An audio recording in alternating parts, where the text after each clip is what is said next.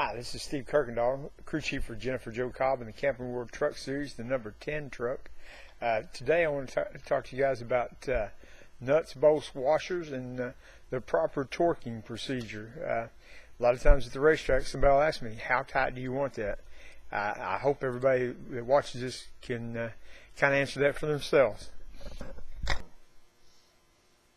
Here's a standard bolt that we might find on a NASCAR Camping World truck or a cup car or a sprint car, you name it. This is a standard SAE bolt, H diameter bolt.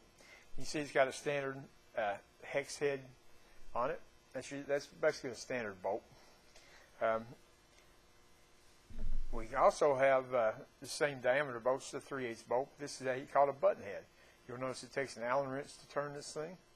That's a button head bolt. We have a socket head cap screw. You'll see the machine cap screw. It also uses an Allen wrench. And this would be a countersunk bolt. Also takes an Allen wrench to take it out. This is a standard nut. I call this a spin nut. You see it has no locking device. It will basically spin down on the bolt and properly torqued, it'll stay on the bolt, but vibrations could bring it loose. The most common nut I'll use on one of these race cars is called a nylock. If you'll notice in the end of this bolt, there's a nylon ring in here. And where am I at? There. You see there's a nylon ring? This nylon ring will keep this nut from spinning off when it's properly torqued. So we'll put this nut on, and the nylon will hold on to the bolt threads. Another type of locking nut is called a crush nut. If you'll notice, this nut it's kind of got an acorn side to it. It's chamfered on one side. If you look down in this nut, it's kind of egg-shaped. That way, when it goes onto the bolt, it actually deforms and springs onto the bolt, so it really grips the threads, and this nut will not come off. Another type of nut we've got is a flange nut. This is one we use on a rear end housing. It has a nylon insert as well. When we install a nylock, we want to make sure that we have a thread sticking through the nylock. See that? See the end of the bolt? It has a thread sticking through. We want to make sure we have a thread sticking through so it will stay on the nut. If we don't have a thread, it could spin off. If it's much longer than that, we'll want to find a shorter bolt or cut a bolt off. But the weight is an important factor, but we want to make sure we have a thread sticking through the nylock at all times. Different washers we have. This small washer, this is called an AN washer. This is basically just the size of the cap screw, and keeps the bolt head from digging in. I always use a washer when we're up against aluminum. I don't always use a washer when I've got my bolt against something steel, just for the sheer weight of the washer. We try to save weight everywhere we can. These are a couple standard washers. You notice one's bigger than the other, and obviously if you got a choice, you'll want to use the smaller one unless you have a slot or something that you're trying to keep your bolt from pulling through. And then NASCAR requires us to use a really big washer inside the aluminum seats. These keep the bolts from pulling through the aluminum seats. But that's usually the only place you'll see this. Smaller diameters, we call these a fender washer, but these we use inside the seat.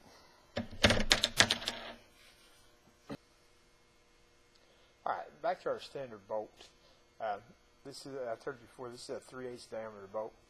If you put a tape measure on it, you'll see that it measures exactly 3/8 of an inch across the shank of it. Now the head on it is actually 9/16. A lot of people get that confused. It's a 3/8 bolt.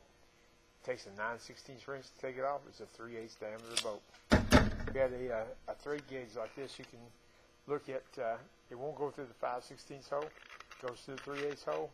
It's too sloppy in 7/16. So this is a 3/8 bolt. Okay? We measure this bolt by putting our tape right underneath the cap of it. And if you look at this tape measure, it's exactly 2 inches long. All right.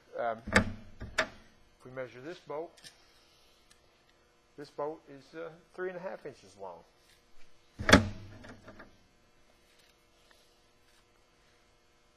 And this bolt's 1.25 inches. I think you get the drift now. This bolt's 1 inch long. That's how we measure the length of any bolt. A countersunk bolt you measure a little bit differently. Countersunk bolt's measured from the top of it. So that is a 1 inch long countersunk bolt. See the taper? Here are the standard sizes we use on a race car. 1/4 inch bolt takes a 7/16 wrench. 1/4 inch, 7/16 wrench. 5/16 bolt takes a 1/2 inch wrench. 3/8 bolt takes a 9/16 wrench. We have a 7/16 bolt takes a 5/8 wrench. We have a 1/2 inch bolt takes a 3/4 wrench. We have a 9/16 bolt that takes a 13/16 wrench. A lot of times the nut on this bolt is a 7/8. So it's 13/16 head. Generally, especially a nylock, is 7/8. We have a 5/8 bolt, takes a 15/16 wrench. And we have a 3/4 bolt, takes an 1.125 wrench. And a lot of times with a nylock on an 1.125 or on a 3/4 bolt is an 1.16. So it'll take an 1.125 wrench on the bolt head and an 1.16 for the nylock.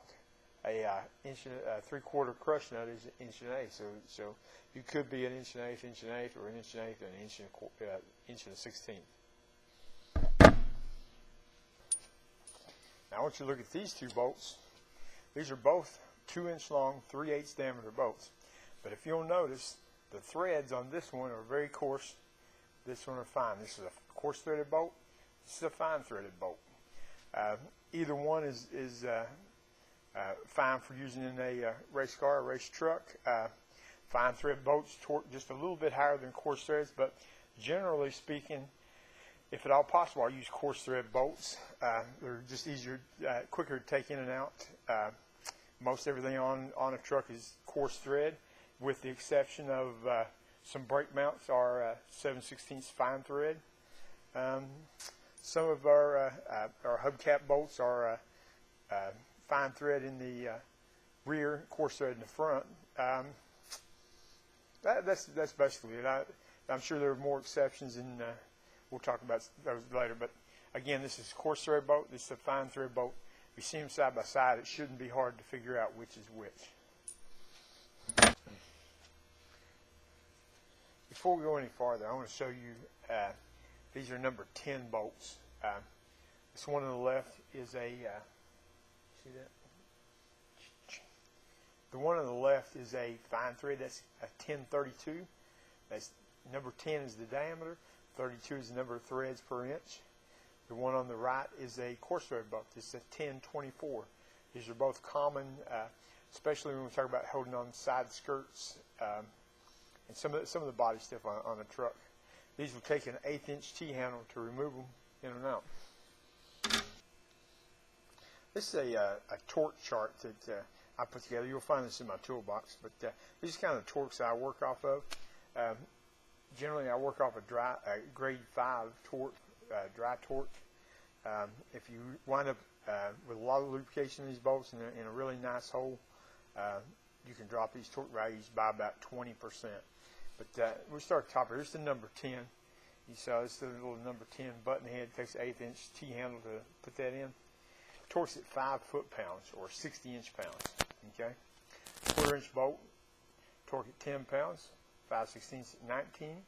A 3/8 diameter boat is 33 pounds. 7/16 diameter boat is 54. 1/2 inch diameter 78. 9/16 bolt, like we use on the upper A arms, are 110 foot-pounds. 5/8 bolt 150, and a 3/4 bolt 257 foot-pounds. Like I said, any grade 8 bolts will torque at about 30% more. A couple of them that we use are a 5/16 drive shaft bolt. It's a grade 8. torque at 25 pounds. And a 3/8 header bolt, which is also a grade 8, torque at 44 pounds. So the seat bolts are 3/8 grade 8. If you look at the head of them, you can tell a grade 8 from a grade 5. A grade 5 bolt will have 3 points on it. A grade 8 bolt will have 5 points.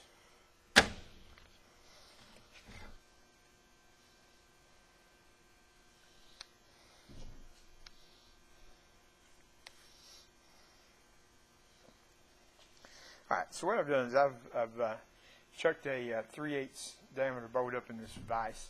I'm going to show you what 33 foot-pounds looks like.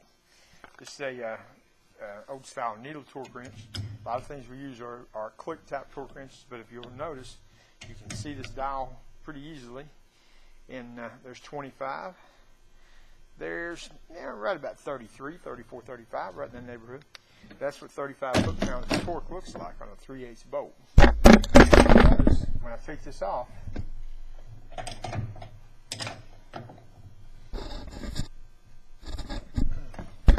take this 9/16 wrench, I give it a pretty good push here.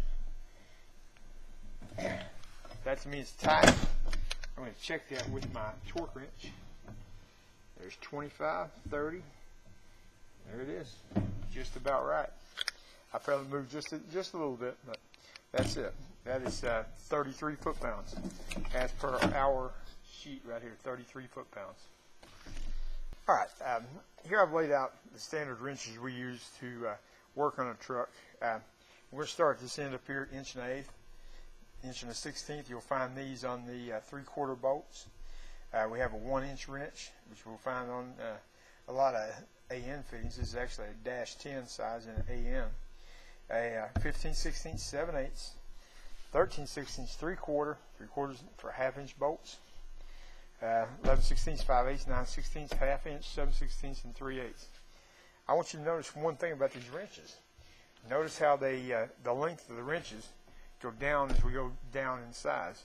This has to do with proper torquing. If you remember, we torqued this 3/8 bolt to 33 foot-pounds with this wrench, which is a pretty good push for me. It's not a 100% push, but it's a pretty good push. Okay. If I use that same torque, same push on these wrenches, they will give me the torque I need in the, when we're done here. So if you're ever in doubt, use your standard wrench sizes, and that will help you out. When you see me nut and bolt a truck, you'll see me get out a handful of wrenches. I may have a socket or two in places I have to have a socket. If I can get to it with a wrench, I will use a wrench because I know the torque on that nut is correct when I use a wrench on it. You can use some common sense and use a ratchet, but just remember that these torque values go up with the diameter of the bolt. You see here again, diameter of the bolt and the length of the wrench. 3/4 wrenches are up here, 250 foot-pounds. Okay, you see how long that wrench is. That gives you the leverage to torque these bolts.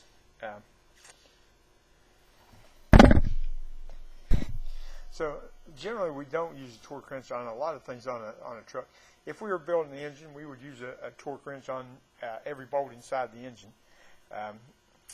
The couple things we do torque wheels every time we go out. I always torque my wheels to 80 foot-pounds, and I also torque the U-bolts on the truck arms that hold the rear end housing in. I torque those to 100. But if you'll see, I don't know if you can see this or not, this torque wrench is has lines on it graduated in foot-pounds. So foot-pound torque wrench. And as we turn this up, pull the lock back, we turn this up. If we align the, right here, we align 0 with 50. This is 50 foot-pounds right here. We go one more, it's 51, 52, and so on. So if we're going to go 80 foot-pounds, we're going to turn this up. We're going to, here's 70, here's 80. We're going to turn this up until we get to the 80 with a 0, 0, 80. 80 foot-pounds. When this thing, when we torque, this thing clicks. Let me, we need to torque a wheel. I will show you. All right, I'll show you how this torque wrench operates.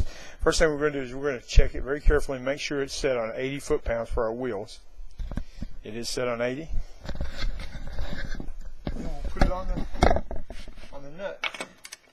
And listen.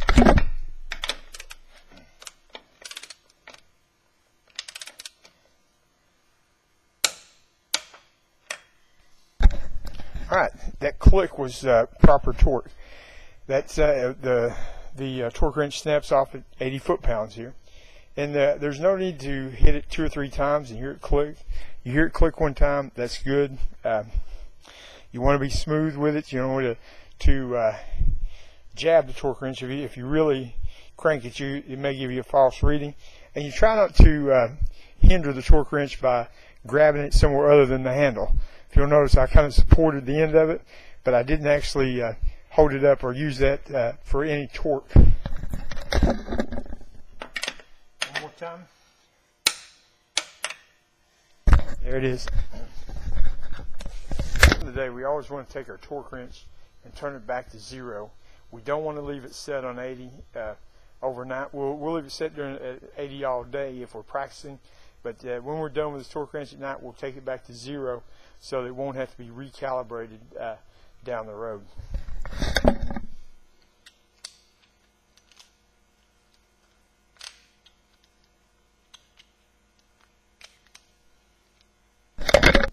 Alright, at the racetrack, when we're dealing with button head bolts, these actually are called oil finish bolts, black bolts. They're all grade 8 quality. Generally, you've got 4 sizes of Allen wrenches we use at the racetrack. We use 1/8 inch, 1032s, 5/32 for our 1/4 inch bolts. There's a 3/16 and a 1/4 inch. Those 4 will generally take anything apart in this race car you've got. And the 2 most critical are the 1/8 and the 5/32. That's what you'll find on all the body, on the outside of the body, the windows, the side skirts, you name it. This 1032 we discussed earlier torques at 5 foot-pounds or 60 inch-pounds, which is not much. So we want to make sure that our end of our Allen wrench is nice and not real rounded. If it's really rounded, we may want to take and grind it off a little bit or find another one. But we put that in our bolt and we tighten it.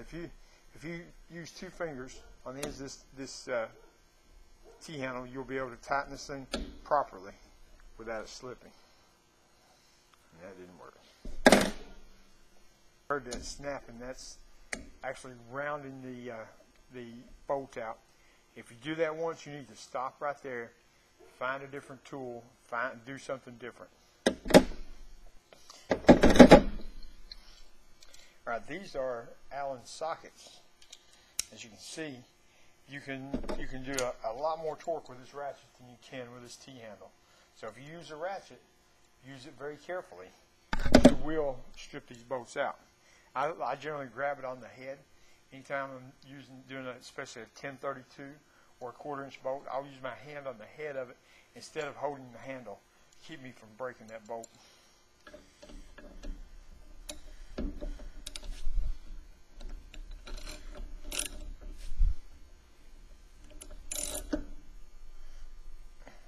That's snug.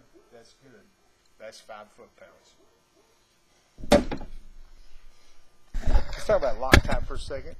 Generally I use a lock nut that's a nylock like we talked about. But if I have a bolt that's screwing into a hole, just a hole, and I have no provisions for locking that nut, a lot of times I will use Loctite. This is red Loctite. It's very high strength. Use red Loctite if you really don't want to get a bolt back out. Really, the only way to break red Loctite is to heat it up. Blue Loctite's a little better for your general boats, like say a bell housing boat or something. A blue Loctite will keep it from spinning out, but also lets you take it back out when it's time to take it out. Let's talk just a second about fixing a bolt hole. If you thread this bolt into a hole and it doesn't want to go, first you're going to check the threads and make sure that you've got correct threads for the hole you're going in. But if you do, you may need to send a tap in. Of course, this is a little bit bigger than a 3/8 tap. But this is a tap that will screw in a hole and recut your threads. It'll clean the threads out and recut threads for you. If you have a bolt that has a problem, this is a die. Die will screw on a bolt like a nut and clean the threads up so that you got a good fit. If you have a lot of gunk in your threads, it will mess up your torque. You won't know how to torque it if it's really corroded or gunked up. This is a die we have right here. It's called a thread chaser for studs. And we'll do this before we race. Get the lug nut glue and anything else out of the threads. We'll take the impact gun, spin this up on the threads, spin it back off. And if there's a lot of glue in there, we'll use a little brake clean on it to break it loose. We'll spin this nut up on it with an impact and spin it back off until those threads are nice and clean, so that when we put a lug nut on during the pit stop, it doesn't hang up. If you guys have any questions, guys and gals, don't hesitate to make a comment on the video, and I'll try to answer them. I do like the fact that I do like to know that you guys are watching. So if I'm wasting my time and this is too boring to watch, let me know that too. Thanks.